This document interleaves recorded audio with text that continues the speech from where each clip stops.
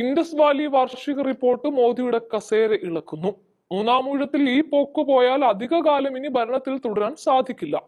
അതുമാത്രവുമല്ല, ബീഹാറിൽ BJPക്കും ഹരിയാനയിലും മഹാരാഷ്ട്രയിലും തിളങ്ങിയതുപോലെ തിളങ്ങാനും സാധിക്കില്ല. അതിനെല്ലാം അപ്പുറത്ത് കഴിഞ്ഞ തവണ നിയമസഭാ തെരഞ്ഞെടുപ്പിൽ 243 അംഗ സീറ്റിൽ 74 സീറ്റുമായിട്ടാണ് ബീഹാറിൽ RJD ഏറ്റവും വലിയ ഒറ്റകക്ഷിയായത്.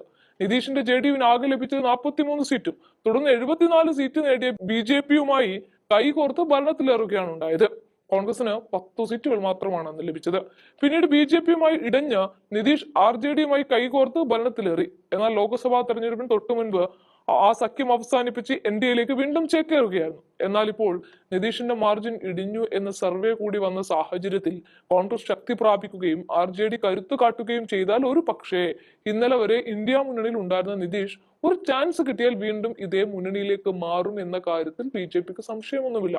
അതുകൊണ്ട് തന്നെ ഇൻഡസ് വാലി റിപ്പോർട്ട് മോദിക്ക് അത്ര ഗുണകരമല്ല. രാജ്യത്തെ ബഹുഭൂരിപക്ഷം ജനങ്ങളും കടുത്ത സാമ്പത്തികമായ പ്രതിസന്ധിയിലൂടെയാണ് കടന്നു പോകുന്നതെന്നും പ്രസ്തുത റിപ്പോർട്ടിൽ പറയുന്നുണ്ട്. ഇത്തരത്തിൽ സമ്പന്നർ അതിസമ്പന്നരും ദരിദ്രർ അതിദരിദ്രരുമായി തീരാൻ കാരണം കഴിഞ്ഞ 10 വർഷത്തെ മോദി ഭരണമാണ്. അത് തീർത്തും വരും തെരഞ്ഞെടുപ്പിൽ BJPയെ തകർക്കാൻ സാധ്യതയുണ്ട്. അവിടെ അട്ടിമറി മാത്രമേ BJPക്ക് നിലനിൽക്കാനുള്ള ഒരു പോംവഴി. ഏഷ്യയിലെ മൂന്നാമത്തെ വലിയ സാമ്പത്തിക ശക്തി എന്ന് വിശേഷിപ്പിക്കപ്പെടുന്ന ഇന്ത്യയിൽ വാങ്ങൽ ശേഷിയിൽ ഉയർന്നു നിൽക്കുന്ന 10% ആളുകളുടെ എണ്ണം വർദ്ധിക്കുന്നില്ലെന്നും എന്നാൽ ഇവർ വീണ്ടും സമ്പന്നരായിക്കൊണ്ടിരിക്കുകയാണ് എന്നും റിപ്പോർട്ടിൽ പറയുന്നുണ്ട്.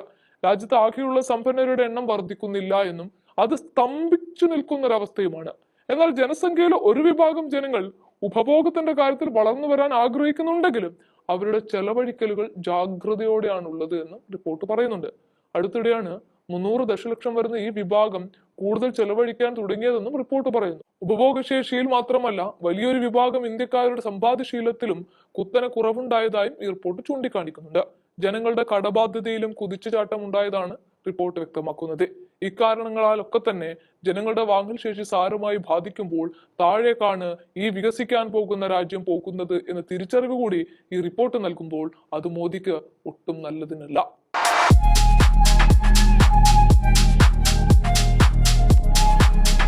വാഗൺ സ്പൈസസ് വാഗമണിലെ എല്ലാ ഒറിജിനൽ പ്രോഡക്ട്സും തിരുവനന്തപുരത്ത് ഒരു കുടക്കീഴിൽ ജ്യോതിപുരം ഫുഡ് സേഫ്റ്റി ഓഫീസിന്റെ മുൻവശത്ത് പ്രവർത്തനം ആരംഭിച്ചിരിക്കുന്നു.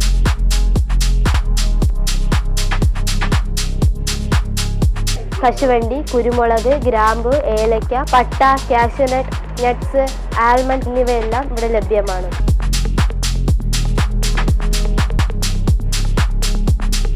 ബന്ധപ്പെടേണ്ട നമ്പർ 7994007599 അല്ലെങ്കിൽ 9656417599.